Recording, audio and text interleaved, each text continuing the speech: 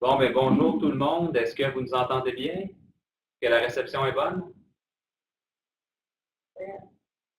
En fait, peut-être juste nous indiquer dans le chat si oui, s'il vous plaît. Je n'entends rien qu'il y a une parfait. C'est à 2h29. Oui, parfait. Donc, on comprend que tout le monde nous reçoit bien. Super. Donc, merci d'être présent. Bonjour et bienvenue à ce webinaire, cette séance d'information virtuelle en ligne. C'est la deuxième édition. La dernière était évidemment l'an dernier, en 2017. Mon nom, c'est Frédéric Busseau. Je travaille aux communications. Je suis en compagnie de ma collègue Léa Desjardins-Petronne, qui est également des communications. Et également, nous avons la chance d'avoir ma collègue Christiane Lamotte, qui est l'aide pédagogique individuelle à l'École nationale d'aérotechnique. Et puis Manon Lapierre, qui est une technicienne d'administration, qui est en soutien également aux étudiants internationaux. Donc, lors de cette présentation aujourd'hui, vous aurez la chance de poser vos questions. On va se garder un petit temps à la fin de la présentation pour les questions ou les commentaires. Vous pourrez les faire tout le moins par écrit. Puis, si vous voulez utiliser la webcam et le faire verbalement, ça ne sera pas un problème également. Aussi, simplement, peut-être on aurait deux petites questions pour vous avant de débuter. Puis, on va y aller avec toute l'information sur l'école. Donc, et le Cégep Édouard-Montpetit, on va prendre le temps de vous expliquer ce qui est offert comme programme de formation. Mais simplement pour vous dire que la présentation est prévue pour être d'une durée de 1h10 minutes, 20 minutes en fait, et puis les 10 dernières minutes pour les questions. Et puis, voilà.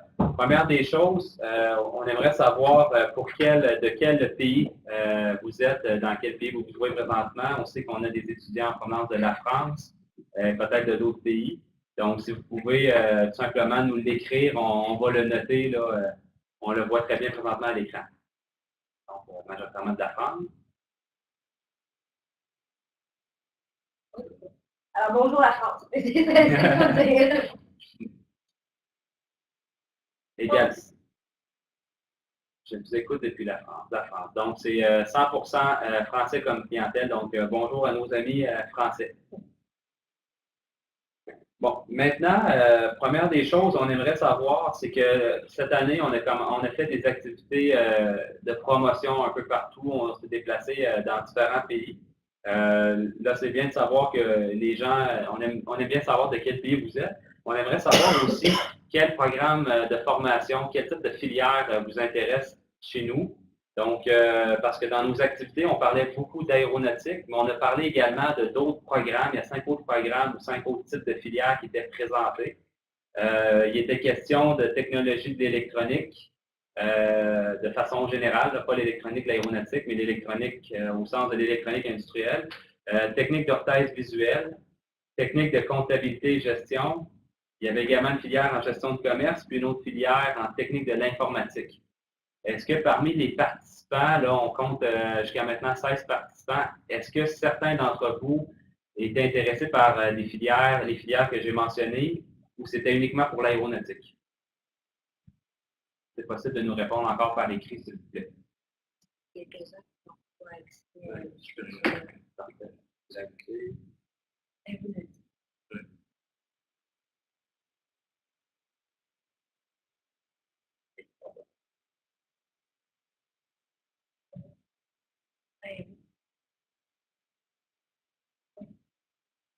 OK, donc on comprend que tous les participants s'intéressent à l'aéronautique.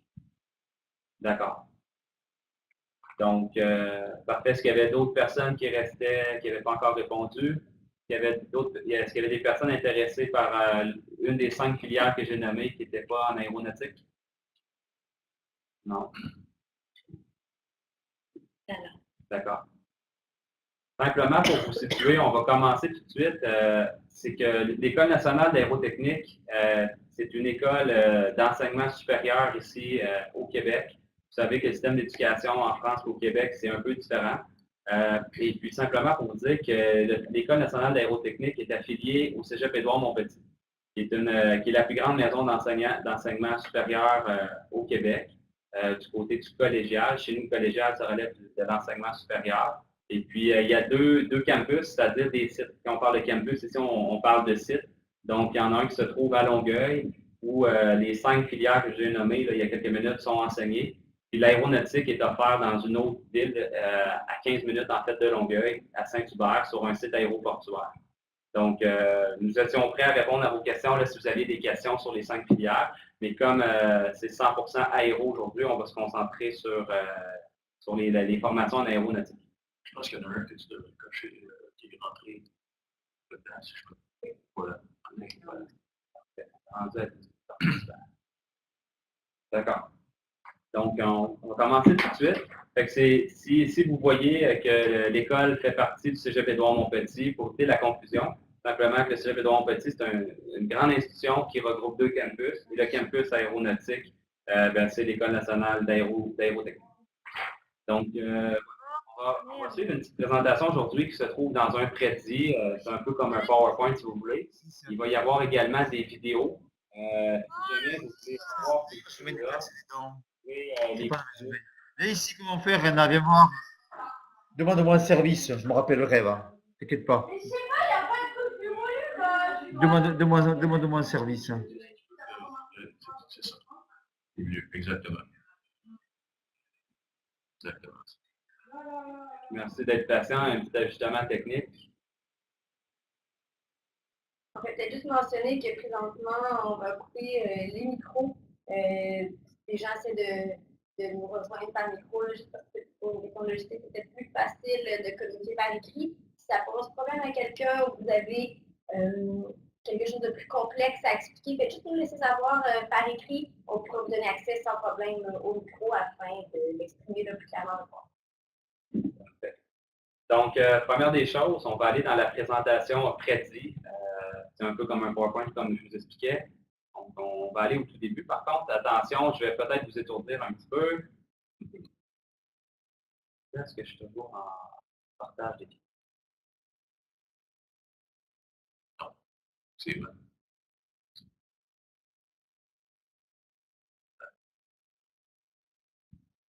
Tu vois bien?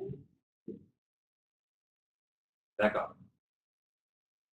Donc, pour commencer, simplement vous indiquer un peu la structure de la présentation. Donc, il y aura une présentation, on vous a situé un peu par rapport à Édouard-Montpetit, le rôle de l'École nationale d'aérotechnique. C'est l'école qui est spécialisée en aéronautique. C'est 3 filières que nous, on appelle chez nous communément 3 programmes techniques. Donc, on va vous présenter chacune de ces filières-là. Il y aura une présentation complète de l'école, des perspectives de carrière, de la place même des femmes en aéronautique. Il y aura également différentes voies de sortie qui sont présentées, comme la possibilité de poursuivre des études à l'université, tout le processus d'admission lorsqu'on veut venir faire des études ici à l'ENA, l'École nationale d'aérotechnique. Puis également, comme vous faites la traversée de l'Atlantique pour venir étudier ici, bien, il y a des démarches aussi administratives. Donc, mes collègues là, pourront vraiment là, vous donner toute l'information sur les procédures à suivre.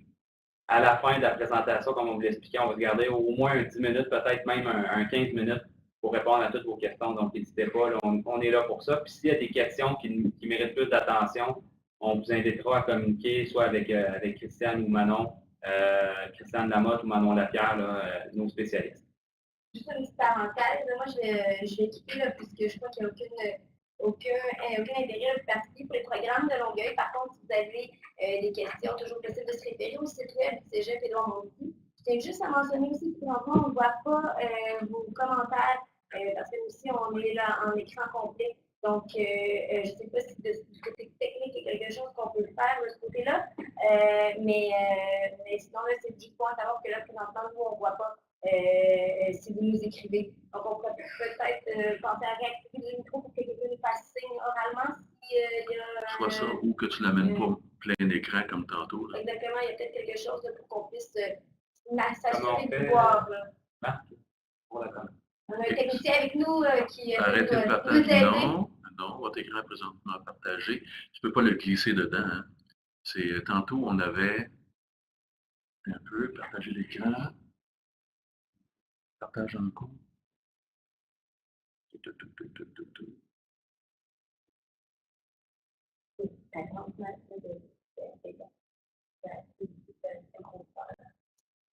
C'est affiché. Non, c'est ça.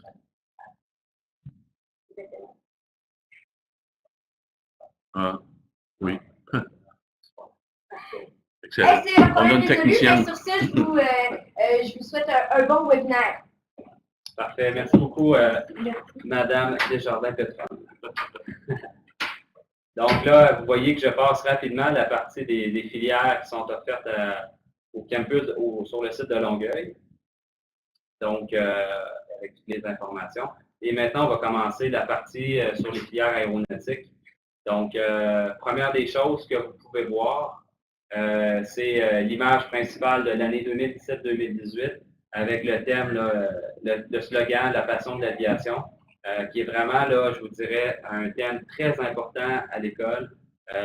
Nos étudiants, nos enseignants, ce sont de grands passionnés d'aviation. Pour vous situer un peu, Madame Lamotte vous donnera davantage de détails sur ce qui est exigé pour faire une formation chez nous. Si on vous a rencontré en salon cette année, en activité de recrutement, on a eu la chance de vous expliquer un peu le système d'éducation au Québec par rapport à celui de la France. Mais grosso modo, quand vous êtes en France, vous faites le lycée, à la fin, à la terminale, vous complétez ce que vous appelez le bac. Chez nous, c'est un autre système, c'est une autre appellation, c'est une autre durée d'études aussi. Notre lycée, son équivalent, son pendant, c'est ici le secondaire. Par contre, le secondaire ne se complète pas en 12 ans, il se complète en 11 ans. Puis à la fin du secondaire, on peut entamer des études collégiales. Donc, pour nous, du collégial, ça relève du niveau d'enseignement supérieur, ce qui est différent de la France encore là. Et le collégial va être d'une durée de 2 ou de 3 ans. Quand on parle d'une formation qui est qualifiante pour le marché du travail, qui est une spécialisation, on parle d'une formation de 3 ans, c'est une formation technique. Donc, à la fin du collégial technique, vous avez fait 3 ans d'études, vous êtes un technicien ou une technicienne supérieure, et dans ce cas-ci, en aéronautique. Et en aéronautique, chez nous, on a 3 spécialités. Donc, on va vous présenter nos 3 filières de l'aéronautique. Nous avons la maintenance d'aéronefs, technique d'avionique et technique de génie aérospatial. Une fois que c'est complété, vous pouvez travailler au Québec, au Canada. Vous pouvez poursuivre aussi sur le marché du travail en Europe, quelque chose qu'on va regarder aussi pendant la présentation. Mais aussi, vous pouvez poursuivre des études universitaires en ingénierie à l'université. C'est quelque chose de très fréquent, là, on va en discuter également. C'est une voie de sortie que prennent là, environ 30 à 40 de nos étudiants chaque année, puis c'est constant depuis plusieurs années. Donc, vous voyez, c'est le genre d'informations que nous tenons à partager aujourd'hui. Mais gardez en tête que c'est un autre système d'éducation, c'est le français du Québec, donc il y a des termes qui sont différents. Et puis quand on parle de programme, gardez en tête que c'est toujours une formation, c'est une filière, et nous en avons 3 en aéronautique. Première des choses, très impressionnant de savoir que l'école, c'est la plus grande maison d'enseignement en aéronautique en Amérique du Nord. Et puis jusqu'à maintenant, nos recherches nous ont démontré qu'au niveau francophone, nous sommes la plus grande institution aussi en aéronautique. C'est très impressionnant, c'est unique. Nous avons 5 hangars. C'est écrit ici 10 hélicoptères, 26 avions, même que récemment, on a ajouté un 11e hélicoptère et un 27e avion. Donc, on est rendu maintenant là, à 38 aéronefs. Également, on parle d'une trentaine de laboratoires spécialisés. Un laboratoire spécialisé, c'est des laboratoires où on a des maquettes d'avionique, où on a des suppleries. C'est de l'équipement pratique de haute gamme qui nous permet d'enseigner et d'aller plus loin que la théorie. Une chose également qui est intéressante de savoir, c'est que les études à l'École nationale d'aérotechnique au Québec en aéronautique, c'est divisé 50% théorique et 50% pratique. Et l'équipement, je vous dirais, l'expertise de l'école, sa réputation à travers le monde, mais aussi le fait que ce soit théorique et pratique, c'est des arguments très importants. Puis chaque année, on attire plusieurs dizaines d'étudiants de différents pays pour ces raisons-là. Donc, également, important de vous mentionner, ce n'est pas écrit là, mais l'enseignement se fait en français. Il y a une filière qui est offerte en anglais uniquement pour les anglophones provenant d'écoles anglophones, mais la grande majorité de nos étudiants, là, 95 de nos étudiants sont francophones.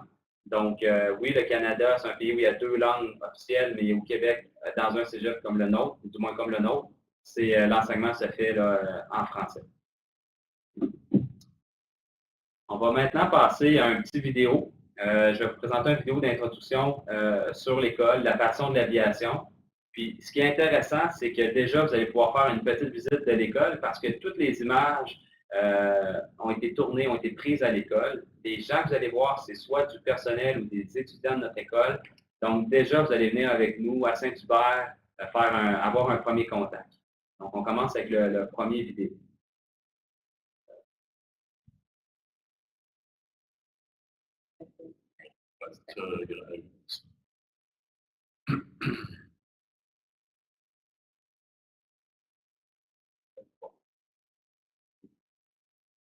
Non. Reclique de ça. Il faut que tu fasses play aussi, hein? T'as pas un. OK. Oui, voilà. Je vais aller.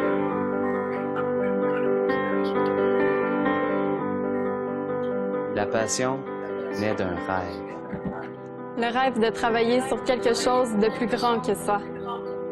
Quelque chose d'audacieux. D'infinitésimal. Ou d'immense. Le rêve de se dépasser dans la précision. Ou la création. Le rêve de découvrir un monde inconnu. Et d'apprendre les règles de l'art. L'ENA est la plus importante école d'aérotechnique. Nous avons 35 aéronefs. Et plus de 115 employés. À mon service. Mais surtout, nous permettons à ta passion de devenir ton métier.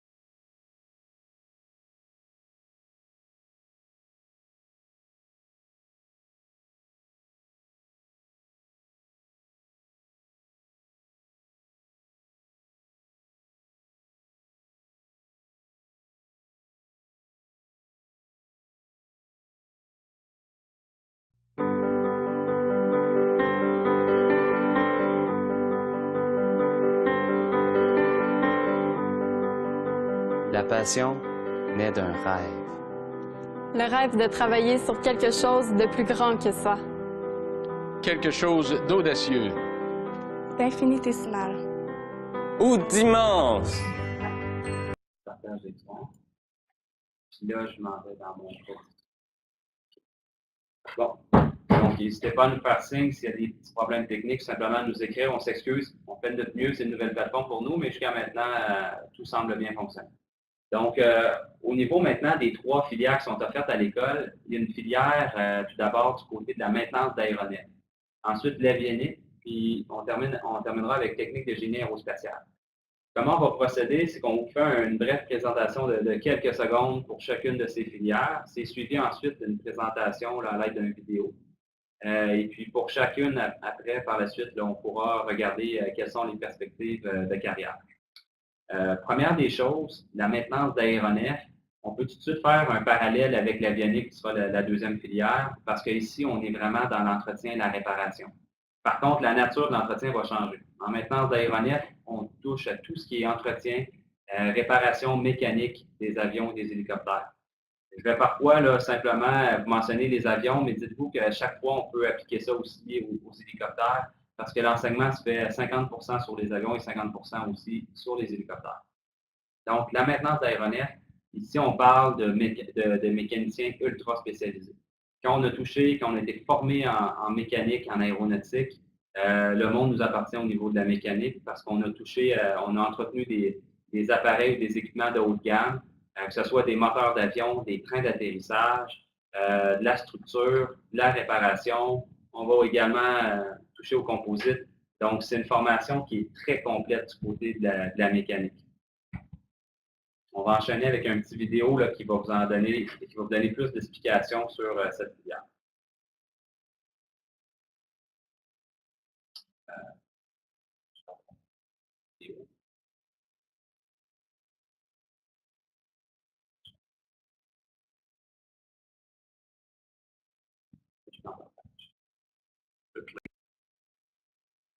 tu l'avais. OK.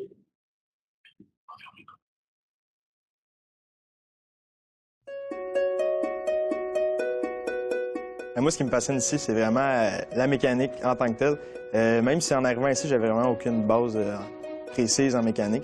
Ce qui m'a amené aussi, c'est la passion pour l'aéronautique. Ça me prenait quelque chose qui était rempli de défis pour briser ma routine. J'aurais eu les notes pour travailler dans un bureau avec une cravate, être ingénieur, mais c'est vraiment pas ça que je voulais faire. Moi, ce que j'aime le plus en maintenance, c'est le fait qu'il y a vraiment un gros côté pratique. Tout ce qu'on apprend en théorie, on va le revoir en atelier. Alors, on a la chance de démonter des moteurs, travailler sur des structures. Donc, c'est vraiment génial pour ça. On a vraiment d'équipements de pointe pour pouvoir nous aider à comprendre tout ce qu'on apprend en classe. Puis, j'adore mon programme pour ce côté-là. Dans ma formation à l'ENA, j'ai appris comment un aéronef, ça volait. Autant les hélicos que les avions. On a appris à les garder en bon état de navigabilité. On apprend aussi à détecter et réparer les pannes. C'est super intéressant comme programme. Un étudiant en maintenance d'aéronef va apprendre à inspecter, réparer ou modifier la structure et tous les composants d'un avion ou d'un hélicoptère, que ce soit les moteurs, les trains d'atterrissage ou encore les systèmes hydrauliques et autres systèmes. Il va également acquérir des notions d'avionique, apprendre à lire des plans, respecter des procédures, utiliser des outils et aussi apprendre la réglementation qui est utilisée en aviation. Les étudiants de l'École d'aérotechnique sont du monde qui aime le travail manuel. Ils sont consciencieux, ils ont un esprit d'analyse, ils adorent la mécanique et la haute technologie. Ma crainte en tant que fille, avant de rentrer à l'École nationale d'aérotechnique, c'était de ne pas être acceptée parmi les gars de l'école. Je me suis mis beaucoup de pression par moi-même au début et puis je me suis rendu compte que c'était vraiment inutile. Pourquoi? Parce qu'en fait, ce que je fais, ça me passionne, donc j'ai vraiment ma place dans mes cours, je sais ce que j'ai à faire. En plus, on est plusieurs filles aussi à l'école, donc il n'y a pas de problème. Et puis ensuite, je sais qu'il y a beaucoup d'avenir en sortant de l'École nationale d'aérotechnique.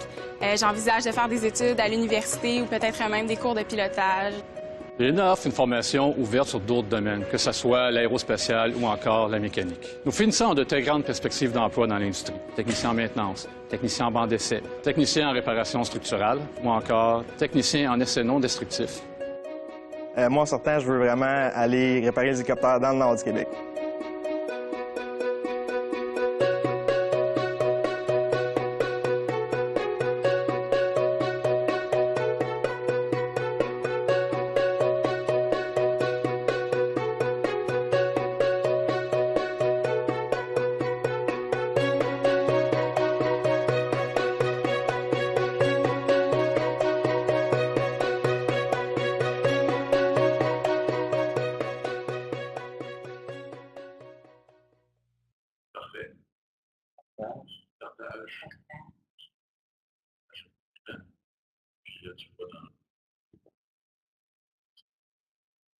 Donc, on continue maintenant avec les perspectives de carrière. Du côté de la maintenance, bon, première des choses que je veux vous mentionner au niveau de ces statistiques-là, elles sont officielles, elles sont représentatives, mais représentatives des dernières années. Disons, au cours des 3 dernières années. Par contre, même si elles sont très bonnes, je mets un petit bémol parce que dans les derniers mois, la situation de l'aéronautique a un peu changé, mais de façon très positive. Donc, les chiffres vont être encore plus beaux dans les prochains mois et les prochaines années. Ces chiffres-là devraient augmenter considérablement. 86 %, c'est presque 9 étudiants sur 10 qui se trouvent un emploi dans les premiers mois suivant la graduation. Mais depuis le mois de septembre de cette année, les entreprises de l'industrie aérospatiale québécoise nous pressent d'attirer davantage d'étudiants. Je ne vous ai pas mentionné au départ, mais l'école, c'est près de 900 étudiants. C'est énorme. C'est une grande école. Quand je vous disais que l'école, c'est la plus grande école en Amérique du Nord, puis un des arguments aussi, c'est qu'il n'y a pas une école qui a autant d'étudiants. L'autre chose, c'est qu'à 900 étudiants, on n'en forme pas assez présentement. Donc, les perspectives, là, le taux de placement que vous voyez là, c'est des gens qui se trouvent un emploi là, dans les semaines qui suivent la graduation. Il va se rapprocher de davantage du 100% à la même date l'année prochaine quand on diffusera les statistiques. Donc, on ne promet jamais un emploi, mais on peut vous dire que dans les prochaines années, les perspectives sont excellentes. Également, au niveau du salaire débutant moyen, ce qui est intéressant ici, c'est pour quelqu'un, c'est en dollars canadiens, pour quelqu'un qui n'a aucune expérience, quelqu'un qui commence, qui fait ses premières classes, qui a eu sa formation et puis qui commence son emploi. C'est une moyenne. Certains vont gagner un peu plus, certains un peu moins, mais ça donne un bon aperçu. Les salaires supérieurs moyens, c'est vers la fin de la carrière. En moyenne, les gens peuvent s'attendre à gagner autour de presque 66 000. Mais évidemment, il y a des étudiants, des anciens étudiants qui gagnent beaucoup plus que ça. Je fais attention, je ne veux pas entrer dans des cas d'exception non plus. Je préfère utiliser des bases de données qui sont fiables, qui sont officielles, mais je peux vous dire que c'est vraiment pas des chiffres qui sont gonflés. Au contraire, vous pourriez gagner même davantage. Tout dépend pour qui vous travaillez, qui est votre employeur, aussi votre niveau d'expérience. Il y a plusieurs facteurs qui entrent en ligne de compte. Maintenant, avant de poursuivre avec le vidéo 2, simplement vous présenter l'avionique. Donc, l'avionique, c'est comme je vous expliquais un peu plus tôt, le grand frère, le frère ou le cousin de la maintenance, dans le sens que le technicien ou la technicienne d'avionique va aussi s'affairer à la réparation de l'avion, de l'appareil ou de l'hélicoptère. Mais ici, on va toucher davantage à tout ce qui est électronique puis électrique. Donc, si on utilise une caricature, on pourrait l'appeler le docteur de l'avion. L'avion a son système nerveux qui est le circuit, qui est tous ses circuits électriques, toutes ses composantes électroniques. Et puis, le technicien d'avionique va s'installer dans le cockpit avant le vol, va prendre possession du cockpit, va s'assurer que tout fonctionne au niveau des instruments de navigation, que les radars sont en ordre. C'est même eux aussi qui auront pu procéder au préalable à l'installation. Donc, dès qu'on parle d'électronique, d'électrique et même d'informatique, c'est le technicien ou la technicienne d'avionique qui en prend en charge. On poursuit avec le vidéo.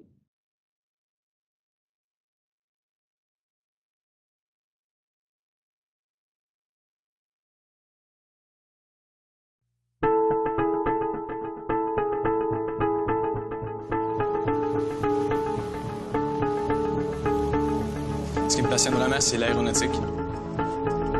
Les avions, les hélicoptères, j'en rêve vraiment depuis que je suis tout petit. Plus tard, j'ai su découvrir l'électronique en démontant tout ce qui était auto télécommandé, radio, pour savoir comment c'était fait, les réparer, puis faire de nouveaux trucs avec les composantes.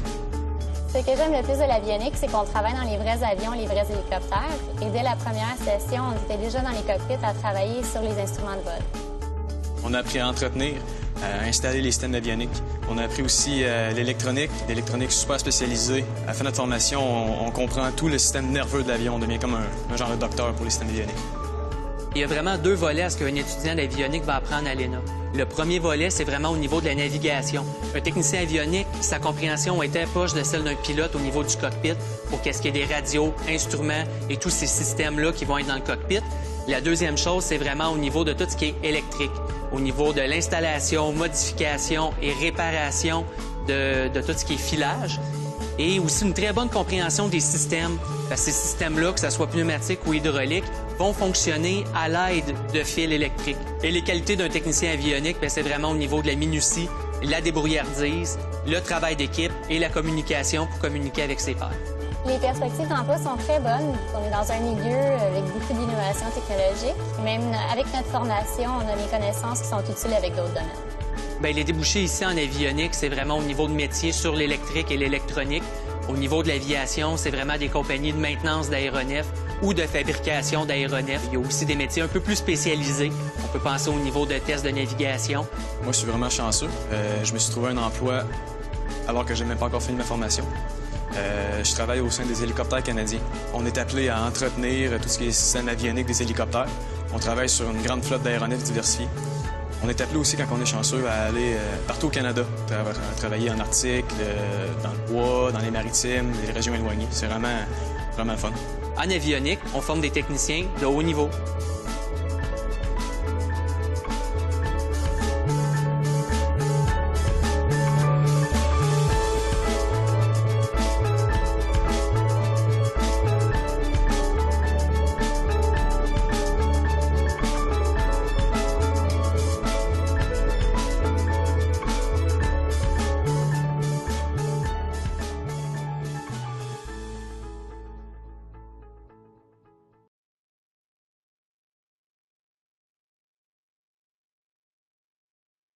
Donc, on va poursuivre maintenant au niveau des perspectives de carrière en avionique.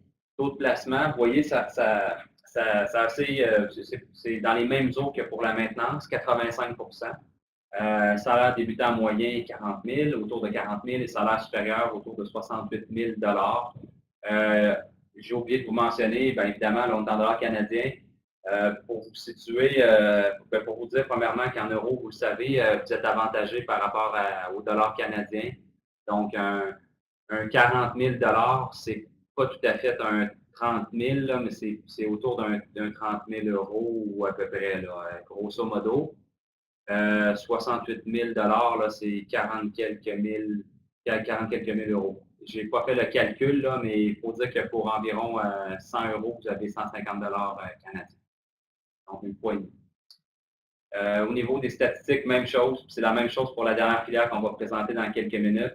C'est des statistiques que vous pouvez revoir à la hausse, là, que vous pouvez vous attendre qui vont être à la hausse, étant donné les dernières nouvelles des derniers mois. Vous devez connaître Airbus, vous êtes français. Airbus a acheté maintenant la majorité des actions de Bombardier depuis cet automne pour la gamme d'avions de la C-Series. C'est une très bonne nouvelle pour nous. Ça vient consolider la C-Series de Bombardier. Donc, Bombardier dispose maintenant d'un grand partenaire. Donc, dire qu'il y a beaucoup d'avions, de plus en plus d'avions qui vont se fabriquer chez Bombardier. Mais les gens croient tard que Bombardier au Québec, c'est l'aérospatial. Mais l'aérospatial, c'est beaucoup plus que Bombardier. On va le voir là, à la fin, là, il y a plus de 400 entreprises aérospatiales au Québec. C'est une très grande industrie.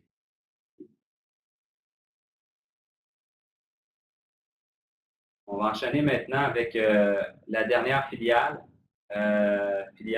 technique de génie aérospatial.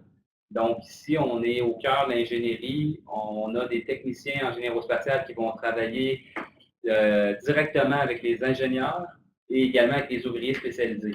Au niveau hiérarchique, si vous me permettez, j'aime pas beaucoup l'image, mais tout simplement pour vous dire qu'ils vont faire le pont entre les ouvriers et puis les ingénieurs. Ils vont être responsables de tout ce qui est planification, conception assistée par ordinateur, puis également contrôle de qualité. Donc, c'est une autre très, très belle filière qui est remplie de potentiel.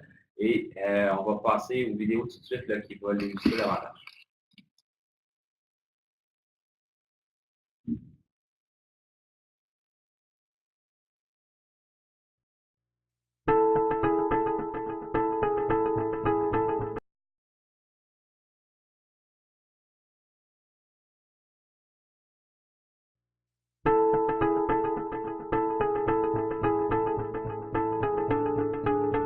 J'ai été toujours passionné par la mécanique ainsi que la technologie. Comme on sait tous, le secteur d'aérospatial est un des secteurs où la recherche et le développement est plus avancé. Ce que j'aime le plus dans mon programme, en fait, c'est les méthodes de fabrication, donc la conception d'outillage aussi. Ce qui est fun avec ça, c'est qu'on peut partir de zéro, un peu comme dans la stage du RV6, donc on construit les pièces, on les conçoit, puis après ça, on finit avec un avion qui vole à la fin. Dans le programme de technique en construction aéronautique, on va amener les étudiants à être capables de participer à la conception de pièces sur ordinateur.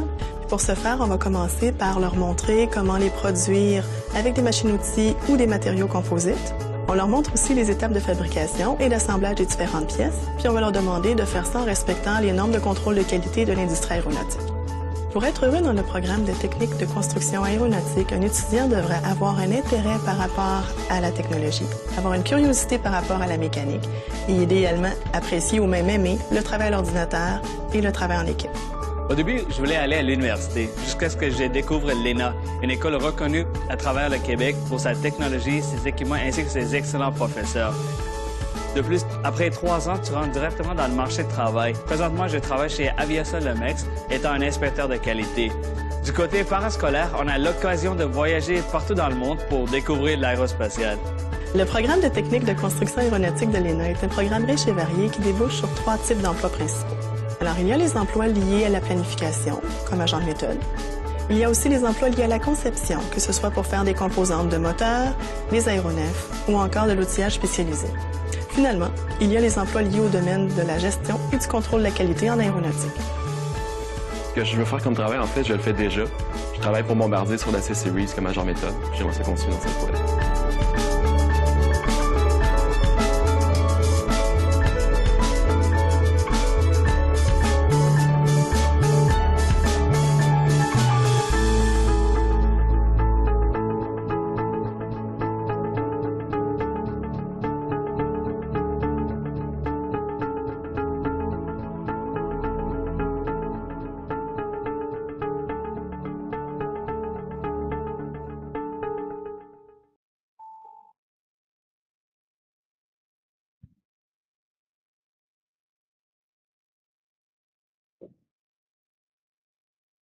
Maintenant, au niveau des perspectives de carrière pour technique de génie aérospatial, ici, on a 94 43 500 et près de 69 000 c'est ça, des très belles statistiques, mais ne faites pas l'erreur de comparer avec les autres filières pour faire votre choix.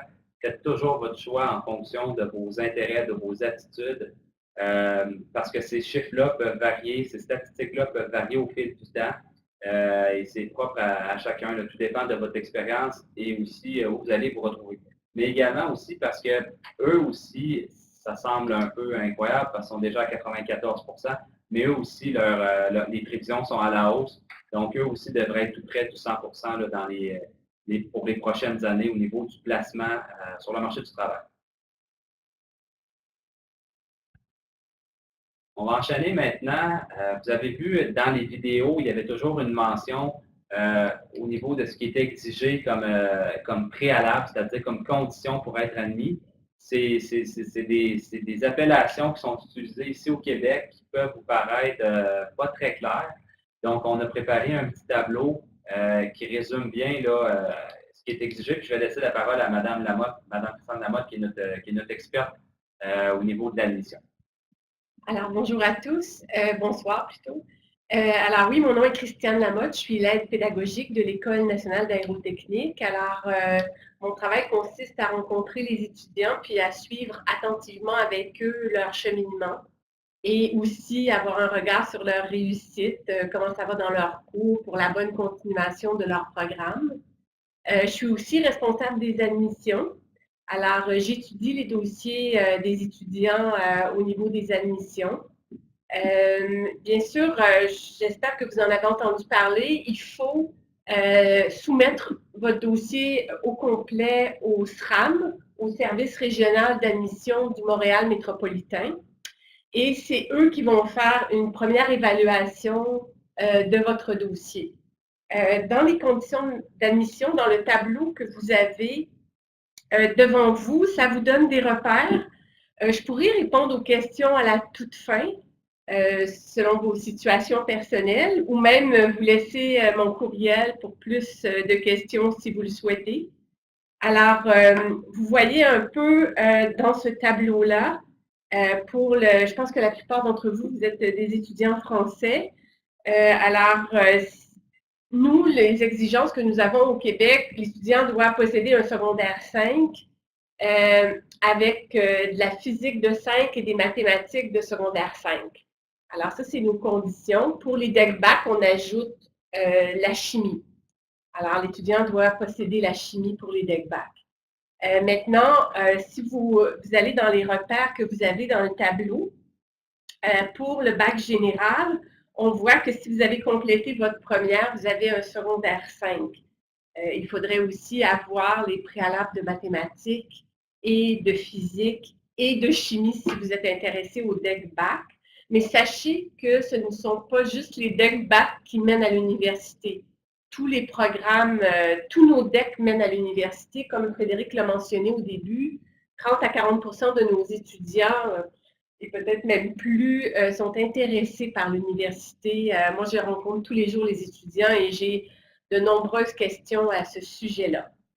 Alors, voilà. Et si vous regardez le bac général, comme vous voyez, première année, l'équivalent de la terminale, première année d'études au DEC préuniversitaire, l'étudiant pourrait se faire reconnaître 2 cours complémentaires dans le programme du DEC. Ce sont 2 cours obligatoires en 5e et 6e session.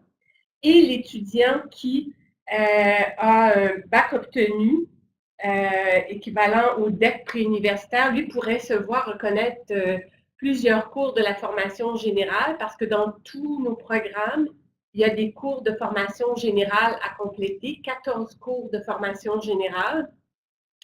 Alors, des cours de français, 4 cours de français, 3 cours de philosophie, 3 cours d'éducation physique, 2 cours d'anglais et 2 cours complémentaires. Alors, l'étudiant pourrait se voir reconnaître plusieurs cours, sauf les 3 premiers cours de français et 2 cours, les 2 cours d'anglais, parce que c'est des cours obligatoires pour tous. Au terme du 3e cours de français, l'étudiant devrait passer l'épreuve uniforme de français, qui est une dissertation de 900 mots et que tout le monde doit passer pour obtenir, tout le monde doit avoir la mention succès à cette épreuve pour obtenir son diplôme d'études collégiales à l'École nationale d'aérotechnique. Alors, vous avez quelques repères au niveau du bac technologique, c'est la même chose. J'espère que vous vous êtes situés dans ce tableau et ça me fera plaisir de répondre à vos questions à la toute fin à ce sujet-là.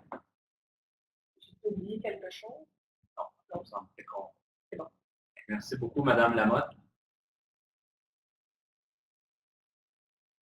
Maintenant, avant de parler d'une poignée, qu'est-ce qu'on doit faire, quelles sont les étapes à suivre, simplement peut-être vous mentionner que la date limite, c'est le 31 mars. 1er mars.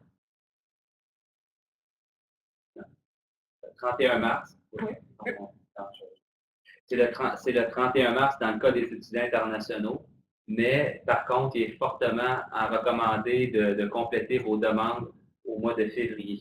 Le 31 mars, techniquement, vous pouvez vous inscrire, sauf que le délai pour compléter les différents documents, ça peut aller de 5 à 6 mois. Et par le passé, l'an dernier, c'est arrivé avec un étudiant ou deux qui venait d'Europe.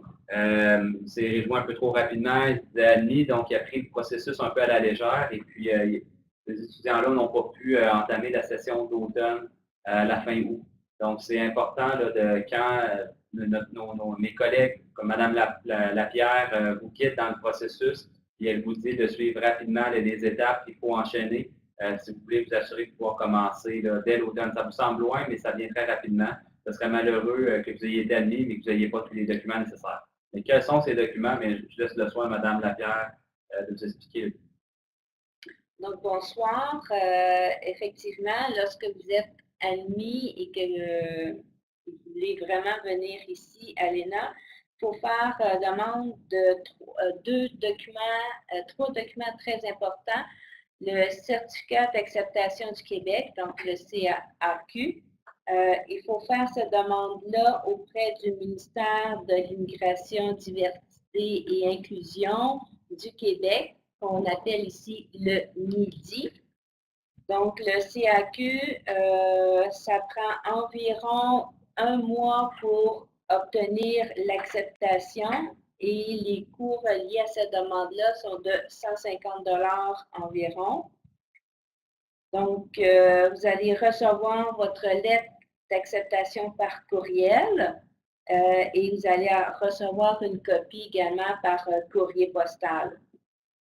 Dès que vous avez envoyé votre demande de CAQ, il faut déjà vous préparer à faire la demande du permis d'études et du permis de travail.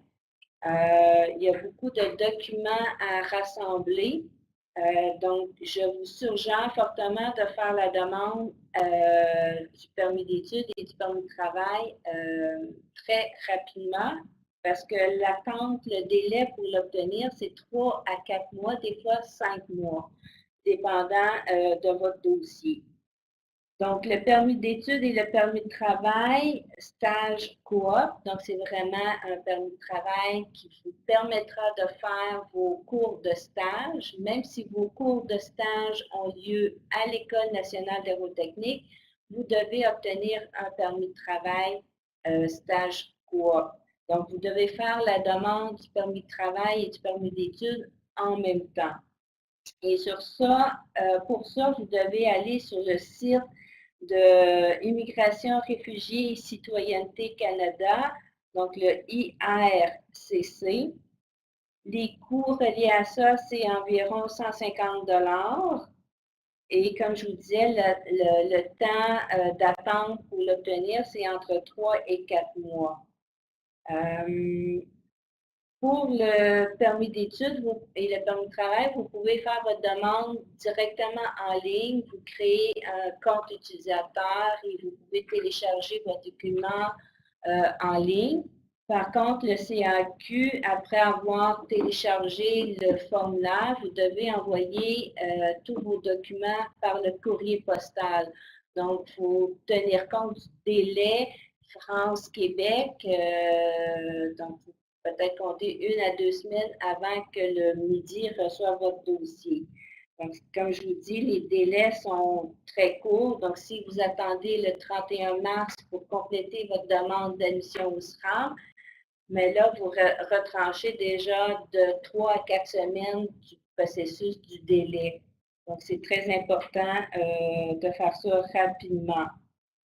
Ensuite, dernier document important avant de quitter la France, c'est obtenir l'attestation de régime de santé de la France. Je vous épargne le titre au complet du formulaire qui se tient sur 3 lignes. Je vous donne le code du formulaire. C'est le SE 401 Q102. Mais inquiétez-vous pas, lors du processus, je fais des suivis avec vous et je vous informe de tous les documents à obtenir dans nos échanges de courriel. Ça va être indiqué à l'intérieur de mon courriel. Donc, voilà pour les documents importants et obligatoires. Ces 3 documents-là doivent être obtenus et remis avant le début de la session. Donc, si le 22 août, vous n'avez pas obtenu votre permis d'études, mais malheureusement, vous ne pourrez pas débuter, vous ne serez même pas capable d'arriver ici au Canada et avoir le plaisir de commencer vos études ici à l'ENA. Il me fera plaisir aussi de répondre à vos questions. À la fin, vous allez voir notre adresse courriel. Donc, vous pourriez écrire cette adresse-là et je répondrai à vos questions.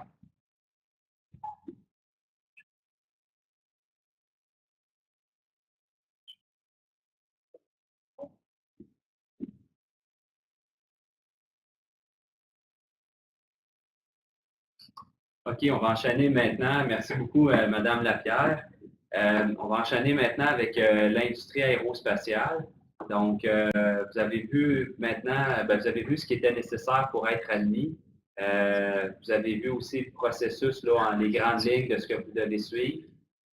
Maintenant, les autres questions, c'est des autres informations, des informations complémentaires sur des thèmes qui nous sont souvent abordés lors des activités de promotion. Les gens nous posent plusieurs questions sur l'industrie aérospatiale, son état, sa santé.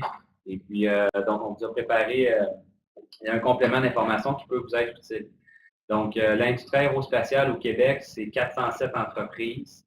Et puis, en 2017, la prévision était de plus de 4000 postes à pourvoir, à combler. Ce qui est une bonne nouvelle également, c'est que d'ici 2026, il y a énormément de nouveaux postes qui sont créés. On parle de près de 9000 postes. Ce qui est intéressant sur le graphique que vous voyez au bas, c'est le nombre d'emplois en aérospatial au Québec. On voit l'évolution de l'industrie par ce graphique-là. Vous aviez près de 22 000 emplois en 1984 et puis plus d'une trentaine d'années plus tard, le nombre a plus que doublé. Donc, vous voyez aussi qu'il y a eu des moments plus difficiles début 2000. C'est au niveau international avec le 11 septembre 2001. L'industrie aéronautique, bien sûr, a été touchée également.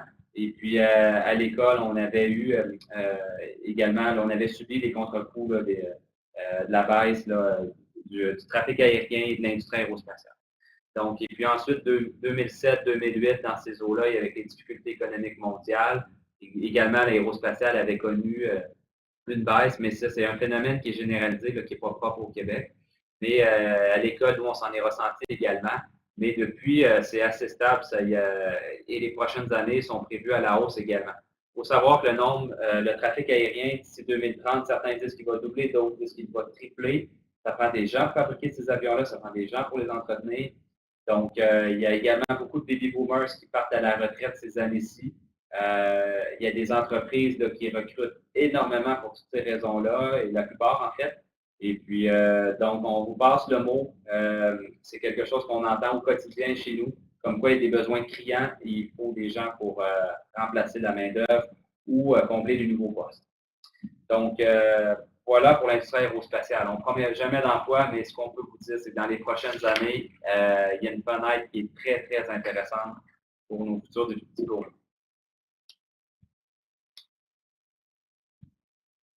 On poursuit ensuite avec un autre thème qui nous est très cher, la place des filles. La place des filles, pourquoi? C'est qu'il y a environ bientôt 5 ans, en analysant les demandes d'admission chez nous à l'école, on a constaté que les filles, ben, on le savait, c'était une évidence, mais en voyant les chiffres, on a vraiment vu à quel point les filles étaient minoritaires à l'école, que c'était une école majoritairement d'hommes, de garçons. Donc, on avait à l'époque 45 filles. Parmi les stratégies de promotion, on s'est dit qu'il fallait valoriser la place des filles, mais dans un premier temps, s'intéresser, savoir si les filles étaient heureuses, si elles réussissaient bien, comment ça se passait, quelle était leur expérience. Donc, on s'est assis avec un groupe de filles, on a fait un groupe de discussion, communément appelé un focus group, et puis on a rencontré des étudiantes des différentes filières de différents niveaux, de première, deuxième, troisième année, et puis on leur a demandé leurs impressions, de nous partager leur expérience. Et puis, les filles n'avaient que de bons mots. Les filles avaient leur place. Certes, il fallait être à sa place dans le sens qu'il fallait aimer son programme d'études, sa filière, mais ça, c'est un principe qui peut être appliqué dans tous les domaines. Et puis, les filles disaient que les garçons de l'école les intégraient super bien, qu'ils les acceptaient bien et puis que la communication était très, très bonne. Les enseignants ont également rapporté qu'une classe sans filles, c'est pas la même dynamique qu'une classe où il y a des filles présentes. Et une équipe avec une fille, comparativement à une équipe seulement de garçons, une équipe avec une fille, l'équipe est plus complète et puis elle est plus performante également.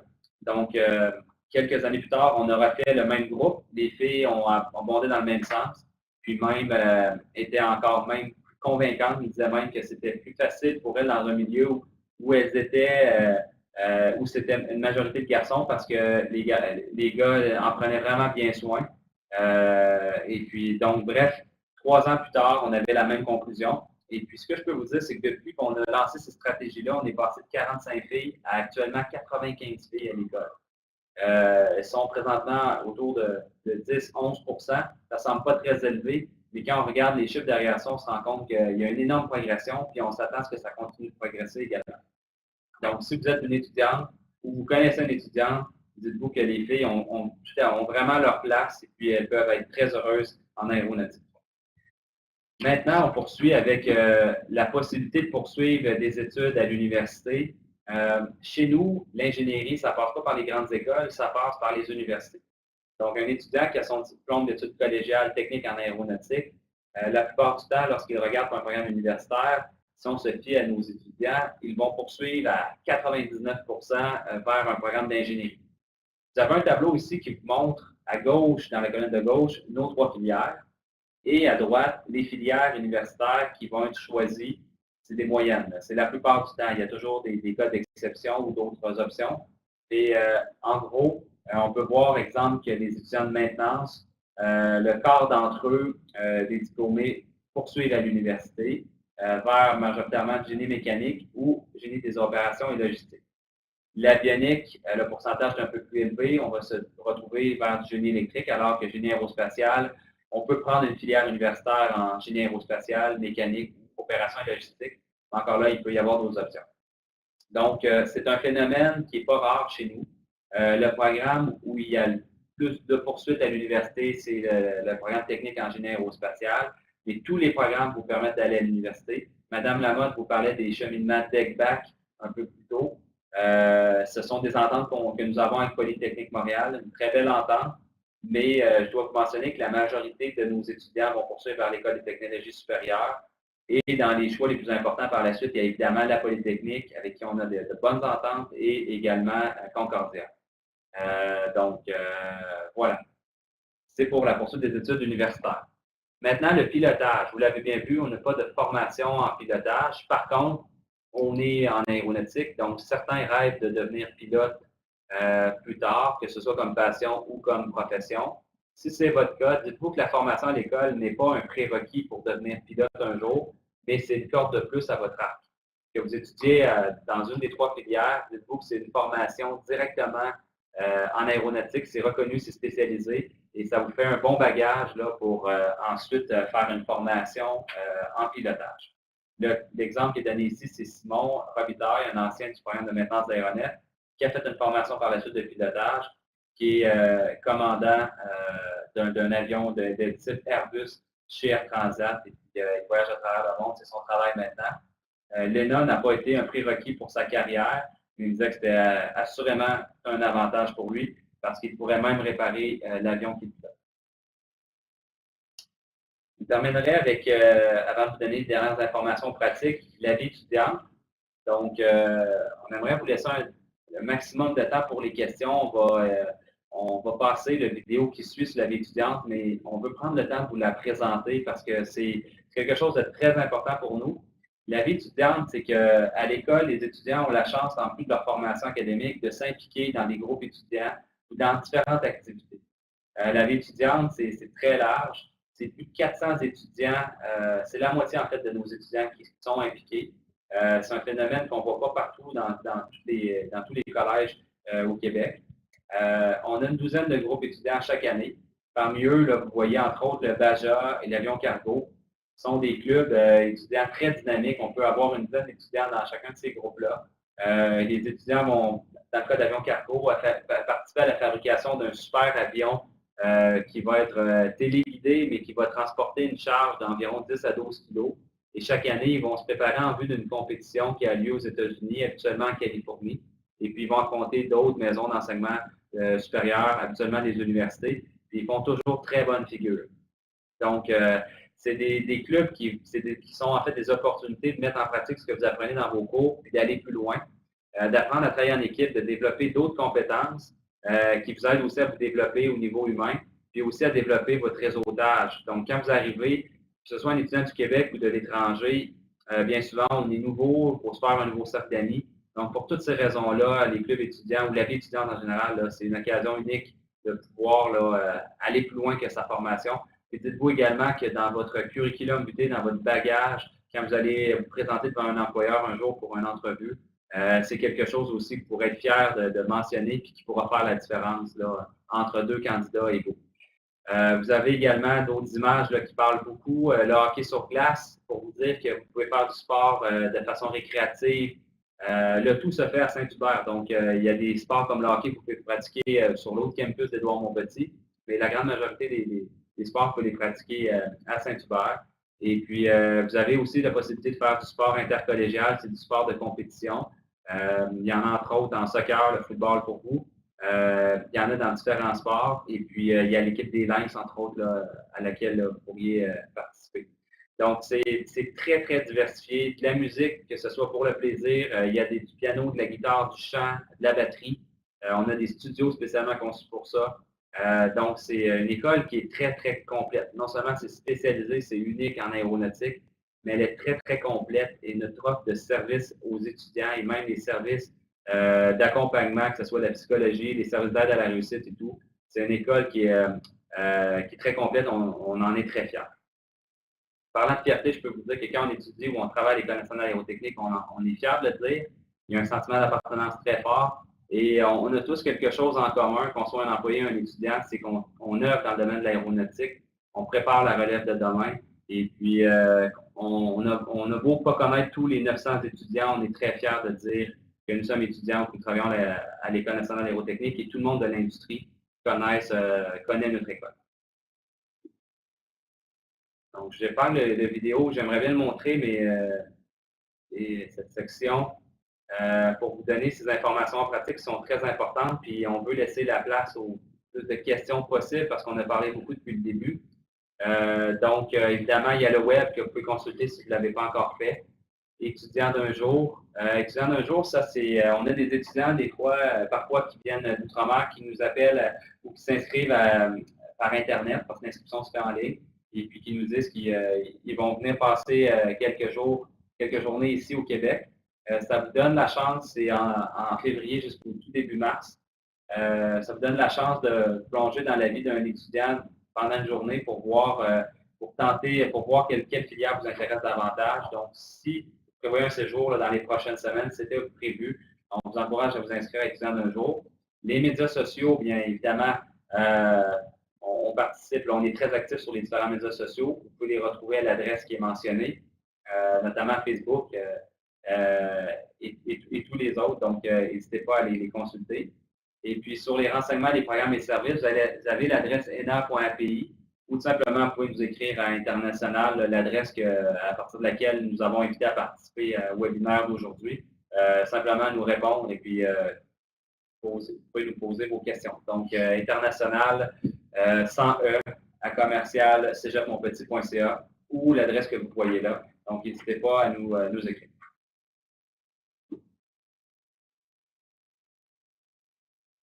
Donc, on a parlé d'étudiants d'un jour, si vous voulez nous visiter. Également, les portes ouvertes. Si vous aviez prévu un petit voyage éclair au Québec avant de vous inscrire ou pour venir nous rencontrer simplement, les portes ouvertes ont lieu le 18 février prochain de midi à 15h30. Donc, c'est ouvert au grand public. Donc, évidemment, si vous êtes avec des amis ou de la famille, vous pourrez venir nous rencontrer. Donc, sinon, restez en contact par le web avec nous. On va maintenant procéder à la période de questions. Donc, n'hésitez pas. Ici, les questions demandent trop d'attention ou sont trop pointues, bien, vous pourrez communiquer avec mes collègues, soit Mme Lamotte ou Mme Lapierre. Donc, vous pouvez activer vos micros, voir si le tout fonctionne bien. Je vais aller à la caméra. Est-ce que tu vois, il faudrait que tu actives les leurs. Peut-être idéalement, ça serait le chat, puis que tu puisses le si jamais tu parlais maintenant, ça peut être bien.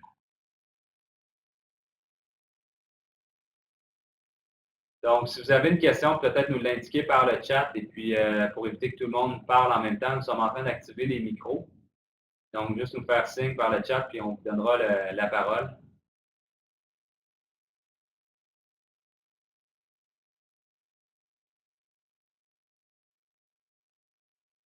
Voilà. Est-ce qu'il y a des gens qui ont des questions? On a une première question. Faut-il avoir un permis de conduire?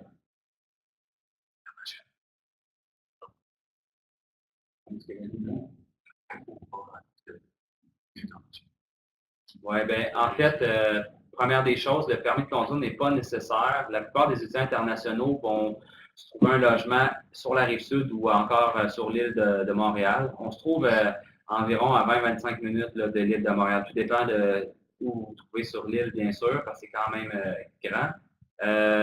Puis le transport en commun dessert toute la Rive-Sud. Jusqu'à l'école, il y a un arrêt d'autobus qui est tout juste là, de l'école à quelques pas de l'entrée principale.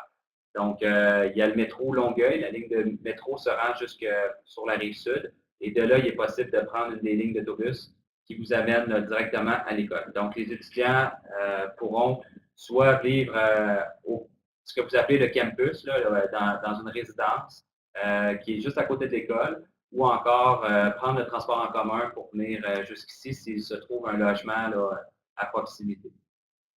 Donc, le permis n'est pas nécessaire, sinon, avec un permis de conduire international là, valide, là, vous pourriez conduire sans problème. Donc, bonjour, pourriez-vous répéter le numéro pour l'attestation au régime de santé? Ah non, donc, c'est le SE 401 Q102.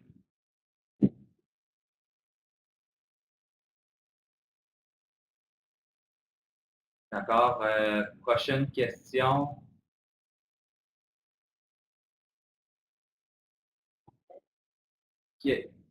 Quelles sont les conditions de logement des élèves étrangers?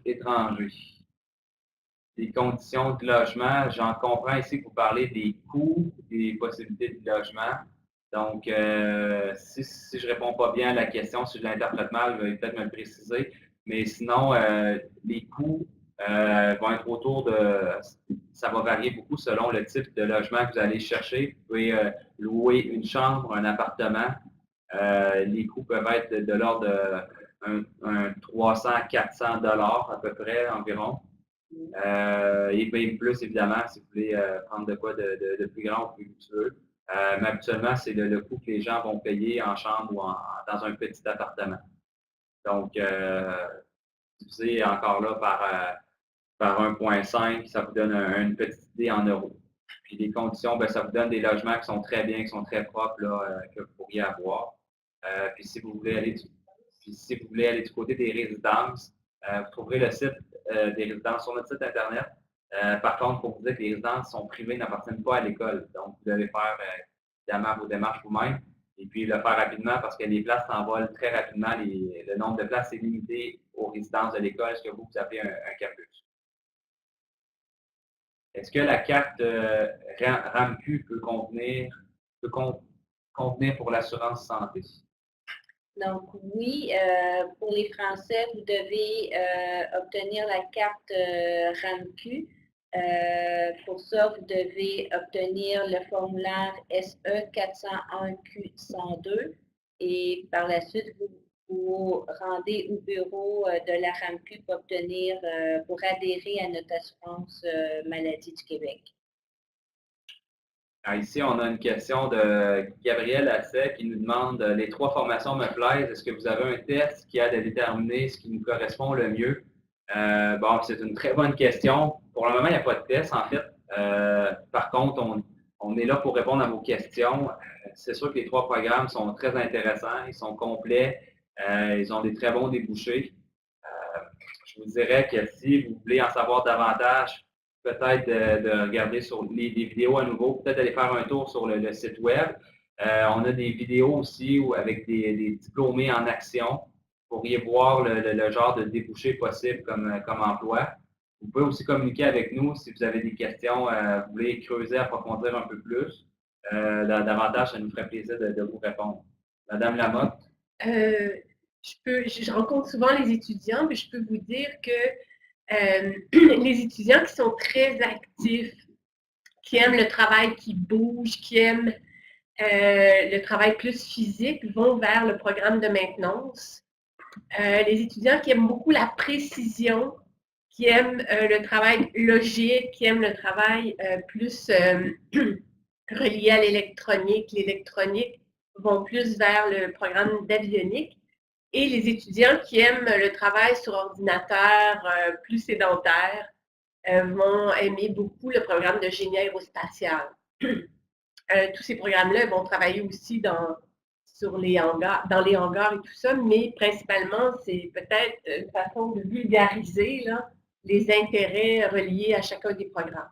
C'est pas facile pour nous de le faire parce que quand on tombe dans une caricature comme ça, on se rend compte que finalement, il y a beaucoup d'éléments communs d'un programme à l'autre. C'est peut-être de regarder beaucoup au niveau des tâches que vous auriez dans chaque programme, puis le type d'emploi, les tâches que vous auriez sur le marché du travail. Les cours aussi que vous feriez dans chaque programme peuvent aussi vous donner une indication. Il y a beaucoup d'informations sur notre site à ce propos-là. C'est très intéressant d'aller fouiller sur notre site web. Parce que, comme vous l'avez entendu, il n'y a pas de tronc commun. Donc, quelqu'un, dès l'admission, doit choisir la filière qui l'intéresse. Vous pouvez changer à la session suivante, sauf que là, vous allez allonger la durée de vos études à ce moment-là, si vous faites ça. Donc, c'est mieux de faire le bon choix tout de suite, évidemment. Je ne fais plus de chimie depuis la première. Je fais de la SI, Sciences de l'ingénieur. Est-ce que cela est pénalisant pour l'admission? Non. Dans les DEC réguliers, non, je ne crois pas. Votre dossier va être évalué au SRAM, mais je ne crois pas. Bonsoir, au Musée du Bourget à Paris. Vous avez parlé d'une rentrée possible en janvier. Est-ce toujours d'actualité? Si oui, comment fait-on pour rentrer en janvier? Alors, vous devez... C'est quoi la date de... 31 août. 31 août. Faire votre demande avant le 31 août. Mais il faut savoir que si vous arrivez en janvier, vous allez avoir un parcours de 3 ans et demi à l'ENA. Mais comme nos sessions sont assez chargées en termes de cours, ça peut être un avantage de faire 3 ans et demi à l'ENA. Quels sont les tarifs de l'école? C'est environ 260 €, 400 $ par année, donc environ 200 $ par semestre. Un semestre pour nous, c'est une session. On a 2 sessions par année. Donc 200 $ par session, 400 $ au total par année. C'est donc de 260 € des frais d'administration. Mais les Français disposent d'un avantage que les autres pays n'ont pas, c'est la gratuité scolaire. Les Français ont le même privilège que les étudiants québécois, donc les frais d'études sont gratuits. Par contre, il y a des frais administratifs d'environ 260 € à payer par année et on multiplie par 3 ans si on fait la formation à l'intérieur de 3 ans. En Europe, on ne peut pas travailler sans sa qualification partie 66. Peut-on la passer dans votre école? Oui, tout tout à fait. Donc, on a une entente avec la Wallonie Aero Training Network, un organisme européen qui était d'ailleurs présent au Bourget cette fin de semaine. Et puis, les étudiants de la maintenance et de l'avionique qui ont besoin de la part 66 peuvent faire l'examen qui leur permet ensuite de travailler en Europe, en France notamment.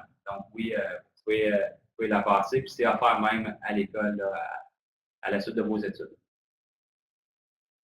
Pour les formations en alternance, y a-t-il des aides pour trouver une entreprise au Québec? Bien, la formation en alternance, chez nous, c'est l'alternance travail-études. Vous pouvez le faire, ce n'est pas obligatoire. Donc, si vous le faites, vous pouvez faire 2 sessions. Vous allongez un peu vos études. Là, vos études peuvent être d'une durée de 3 ans et demi, 4 ans. Mais ça vous permet d'avoir une expérience concrète chez un employeur.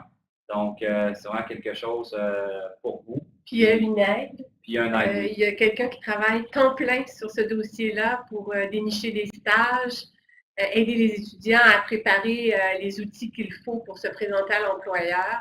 Alors, il y a une professionnelle qui s'occupe du service de placement de l'ENA à temps plein. Y a-t-il beaucoup de travail d'équipe? Comment est l'ambiance des étudiants? Ça, c'est quelque chose qui est commun à tous les programmes. Il y a beaucoup de travail d'équipe, oui. Puis l'ambiance des étudiants, elle est excellente. Les étudiants arrivent d'un peu partout, des différentes régions du Québec, d'autres provinces canadiennes, de d'autres pays. Donc, il n'est pas rare d'entendre d'autres langues qui sont parlées à l'école. Majoritairement, c'est le français. On en a quelques anglophones également. Puis d'autres langues qu'on pourrait entendre, mais les gens arrivent, tout le monde s'entend bien, il y a une bonne ambiance. Puis tout le monde a une passion commune de l'aéronautique. Puis si les gens n'ont pas encore la passion lorsqu'ils arrivent chez nous, je peux vous dire que la majorité la développe assez rapidement au contact des autres étudiants parce que, si vous me permettez, tout le monde mange d'aéronautique, puis les professeurs sont les premiers à partager cette passion-là. On a d'excellents professeurs, on n'en a pas parlé encore, là, mais c'est des gens qui sont disponibles. J'étais toujours passionné par la mécanique ainsi que la technologie. Comme on sait tous, le secteur de l'aérospatial est une des secteurs où la recherche et le développement est plus avancée. Ce que j'aime le plus dans mon programme, en fait, c'est les méthodes de fabrication, donc la construction du siège aussi. Ce qui est fun avec ça, c'est qu'on peut partir de zéro, un peu comme dans la stage du RV6, donc on construit les pièces, on les conçoit, puis après ça, on finit avec un avion qui vole. Dans le programme de technique en construction aéronautique, on va amener les étudiants à être capables de participer à la conception de pièces sur ordinateur. Pour ce faire, on va commencer par leur montrer comment les produire avec des machines-outils ou des matériaux composites. On leur montre aussi les étapes de fabrication et l'assemblage des différentes pièces, puis on va leur demander de faire ça en respectant les normes de contrôle de qualité de l'industrie aéronautique. Pour être heureux dans le programme de technique de construction aéronautique, un étudiant devrait avoir un intérêt par rapport à la technologie, avoir une curiosité par rapport à la mécanique et idéalement apprécier ou même aimer le travail à l'ordinateur et le travail en équipe. Au début, je voulais aller à l'université jusqu'à ce que je découvre l'ENA, une école reconnue à travers le Québec pour sa technologie, ses équipements ainsi que ses excellents professeurs. De plus, après 3 ans, tu rentres directement dans le marché du travail. Présentement, je travaille chez Aviation Lemex, étant un inspecteur de qualité. Du côté parascolaire, on a l'occasion de voyager partout dans le monde pour découvrir l'aérospatiale. Le programme de technique de construction aéronautique de l'ENA est un programme riche et varié qui débouche sur 3 types d'emplois principaux. Alors, il y a les emplois liés à la planification, comme agent de méthode. Il y a aussi les emplois liés à la conception, que ce soit pour faire des composantes de moteurs, des aéronefs ou encore de l'outillage spécialisé. Finalement, il y a les emplois liés au domaine de la gestion et du contrôle de la qualité en aéronautique. Ce que je veux faire comme travail, en fait, je le fais déjà. Je travaille pour Bombardier sur la C-Series comme agent méthode. J'aimerais ça continuer dans cette voie.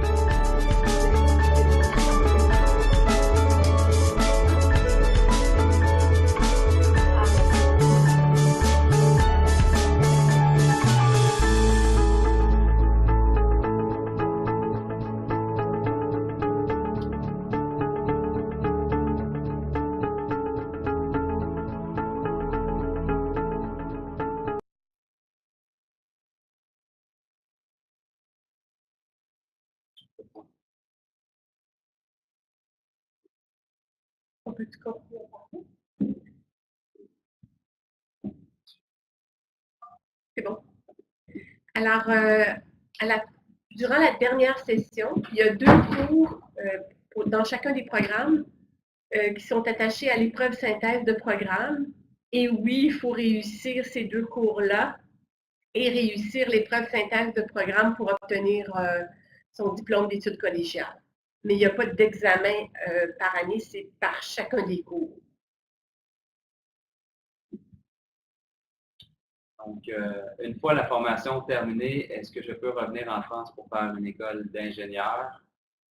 Donc, ça, c'est une bonne question. Là. À ce moment-là, c'est de voir, dans ce cas-ci, nos étudiants français que nous connaissons, là, les cas les plus fréquents, des étudiants qui vont poursuivre du côté des universités ici au Québec, comme ça qu'on a mentionné. Pour les écoles d'ingénieurs, là, je vous inviterai à voir avec les grandes écoles.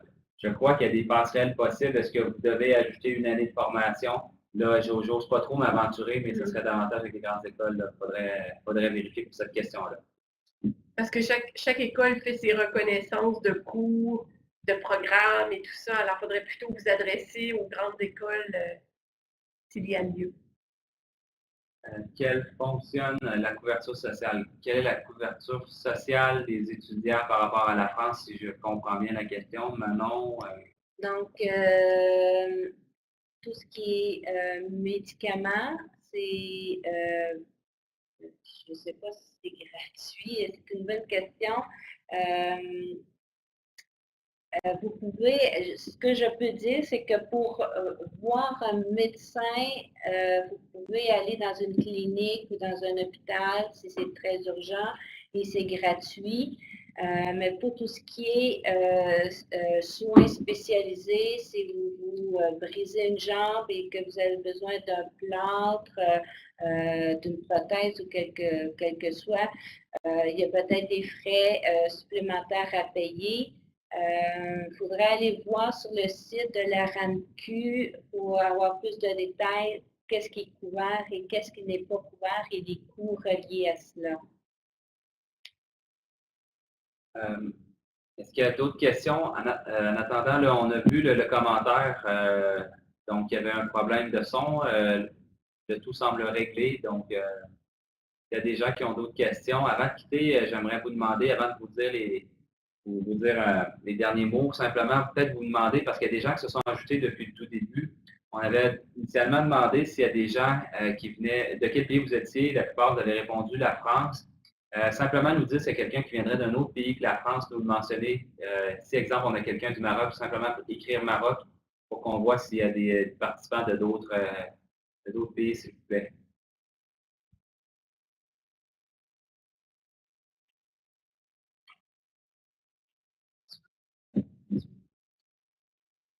Ah, oui.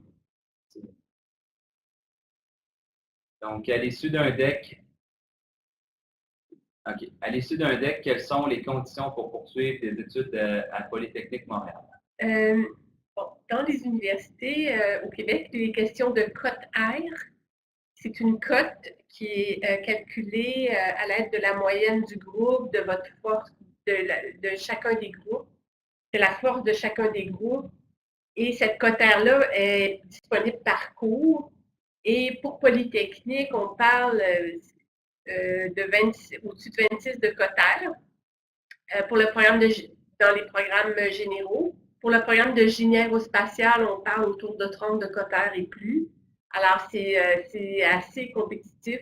C'est très exigeant de tenir 30 de cote R.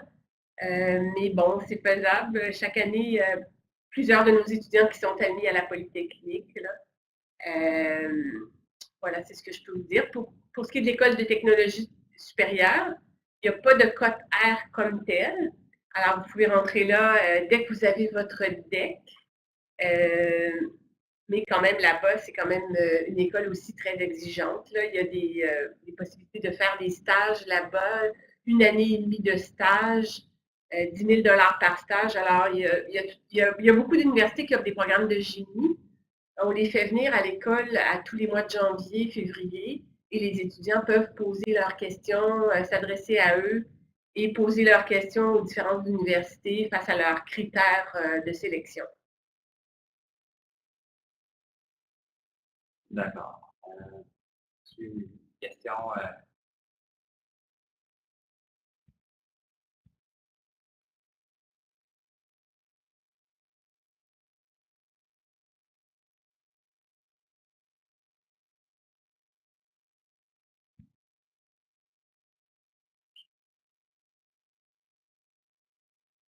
On nous demande de répondre à partir de la question de Maxime Gabriel.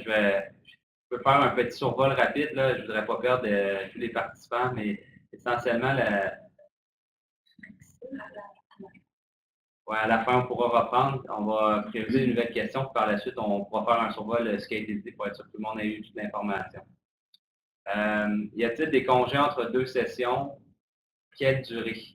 Donc, oui, il y a un congé. Les examens se terminent juste avant la période des fêtes pour Noël.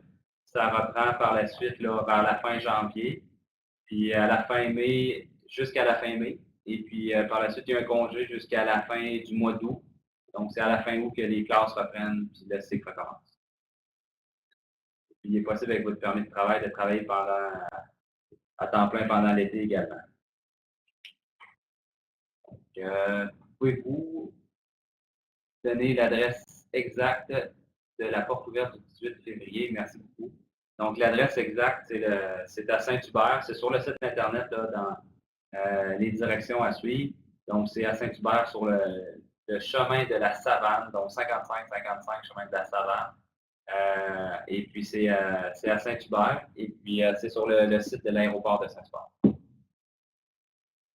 Donc, à ne pas confondre avec le campus de Longueuil. C'est vraiment à Saint-Hubert même. En règle générale, quel est l'emploi du temps moyen des étudiants? Alors, les cours s'offrent de 8 h le matin à 18 h le soir. Mais vous pouvez avoir un horaire variable dans ces temps-là. Souvent, c'est sur 5 jours. Vous avez des pauses entre les cours. Donc, on ne va pas mettre 9 heures de cours dans une journée. Là. Les personnes qui font les horaires ont ce souci-là pour vous laisser le temps de faire vos devoirs, de faire de l'étude. Alors, c'est souvent autour de 30 heures par semaine de cours, plus un 15-20 heures minimum de temps de travail relié à ces cours-là. Alors, d'études, de devoirs, de travaux d'équipe, d'implication dans différents cours. Alors, c'est assez exigeant comme programme. C'est pour ça que tantôt, je notais que quelqu'un qui arrive à l'hiver, c'est aussi intéressant là, parce qu'il a un cheminement sur 3 années et demie. On a Yassir, je vais lire rapidement la question. Je suis du Maroc et je suis un technicien dessinateur concepteur des pièces automobiles sur CATIA. J'ai un diplôme en méthode fabrication mécanique. Savoir si c'est la possibilité de suivre des formations sur le dessin et la conception en aéronautique. Bon, je peux répondre rapidement à un survol, mais j'inviterais tous ceux qui ont des questions très pointues sur leur cas de formation, quelque chose qui est vraiment personnel, de peut-être nous adresser, nous poser la question par courriel. J'aime mieux répondre donner l'information qui est applicable pour tout le monde. Comme ça, on va à l'essentiel, mais on pourra quand même répondre à vos questions si vous nous écrivez. Donc, oui, la conception assistée par ordinateur, ça se fait en technique de génie aérospatiale, la conception en 3 dimensions. Et il y a également la possibilité de devenir agent de méthode si on fait cette formation-là. En alternance, est-ce qu'il faut avoir trouvé une entreprise avant d'être... Non, pas du tout. L'école va pouvoir vous aider même dans vos démarches. Ça serait même mieux pas parce que le premier stage arrive dans 2 programmes. Le premier stage arrive au bout de 2 années d'études, de formation à l'été. Alors, et en maintenance, il arrive au terme de la 3e session. Alors, c'est peut-être mieux pas, en fait. Il faut mieux attendre un petit peu. De la part d'Edwin Aubourget, votre collègue veut parler d'aide personnalisée. Pouvez-vous nous décrire dans quelle matière? Dans toutes les matières, nous avons de l'aide appropriée, incluant les cours de mathématiques. Tous les cours spécifiques, nous avons du tutorat par les pairs. C'est sûr que les premiers acteurs de votre réussite, c'est vous avec les professeurs. Alors, les professeurs ont des disponibilités dans leur horaire pour répondre à vos questions, pour faire des compléments sur leurs cours. Ensuite, nous avons plusieurs services d'aide attachés, dont le tutorat par les pairs, dont je viens de parler, qui est pour tous les cours techniques et les cours de mathématiques. Il y a également un centre d'aide en mathématiques, un centre d'aide en français. Il y a un service de placement, je vous en ai parlé. Il y a une psychologue également dans l'école, c'est elle qui s'occupe du tutorat. Il y a une conseillère d'orientation, une conseillère en information scolaire et professionnelle qui peut vous aider à voir si vous souhaitez aller à l'université, lequel programme est le plus approprié pour vous, qui peut vous appuyer là-dedans. Est-ce que j'oublie des services? Oui, centre d'aide en langue aussi, des moniteurs de langue. On a également un centre de services adaptés. Ça, c'est un orthopédagogue pour les personnes qui éprouvent des difficultés d'apprentissage. Et l'orthopédagogue peut les appuyer tout le long de leurs études. Tous ces services-là sont gratuits, de même que mon service d'aide pédagogique.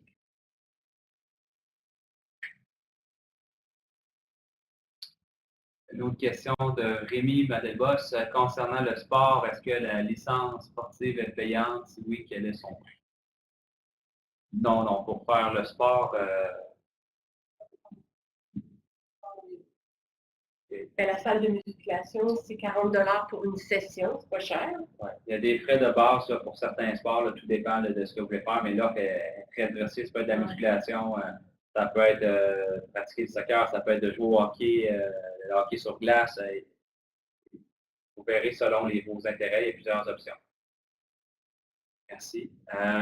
Bon, mais avant de terminer, avant de conclure, est-ce qu'il y avait d'autres questions?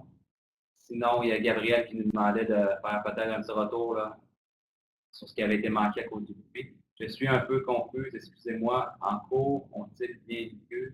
Oui, non. Regardez, pour le lieu, c'est très simple. Tout se passe à Saint-Hubert, sur le site de l'aéroport de Saint-Hubert. Donc, c'est simplement que Édouard-Montpetit, la maison mère. On va y aller avec une image. Édouard-Montpetit, la maison mère. Et il y a deux sites où il est possible de suivre une formation, mais l'aéronautique se fait à 100% à Saint-Hubert, sur le site de l'aéroport de Saint-Hubert. Donc,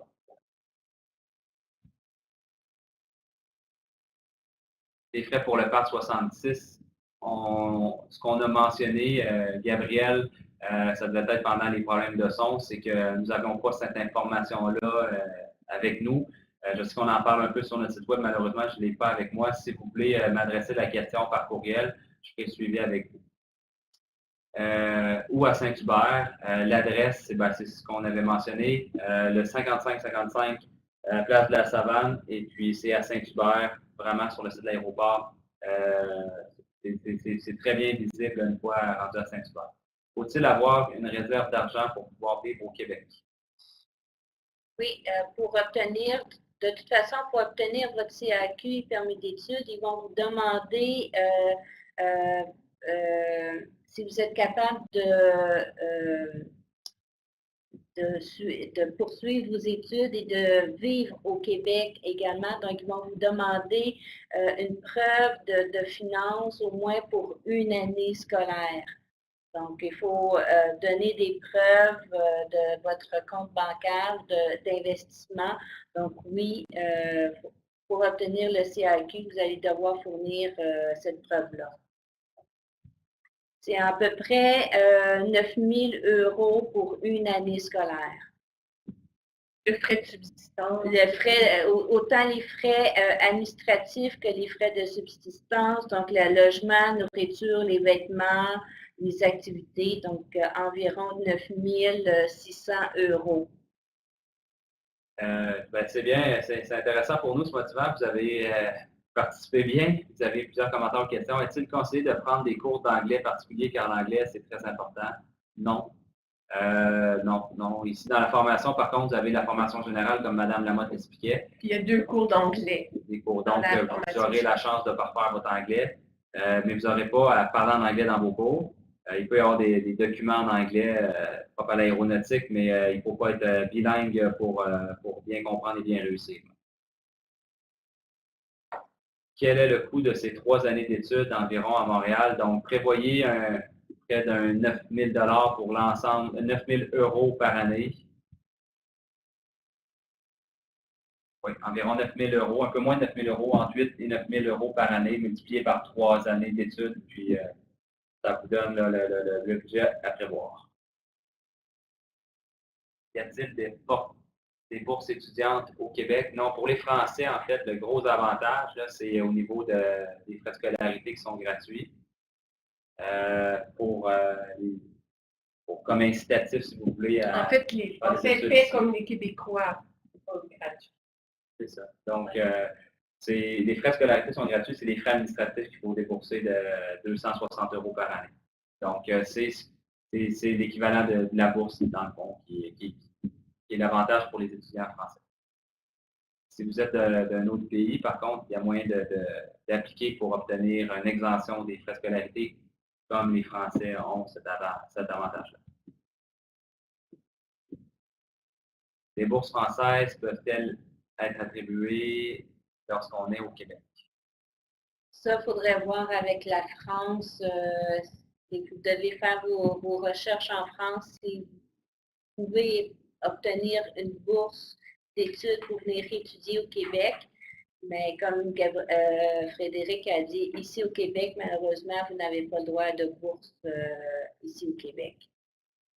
Et avec Gabriel, vous avez demandé de revenir. Il y a une question qui n'avait pas été répondue dans celle que vous aviez manquée. C'était au niveau de l'ambiance des étudiants, simplement qu'on disait que l'ambiance était excellente. Les étudiants provenaient de différentes régions du Québec et de différents pays. La majorité des gens parlent le français. Il peut y avoir d'entendre quelqu'un parler en anglais ou une autre langue. Puis les contacts sont très bons, puis tout le monde partage le même intérêt pour l'aviation. Okay.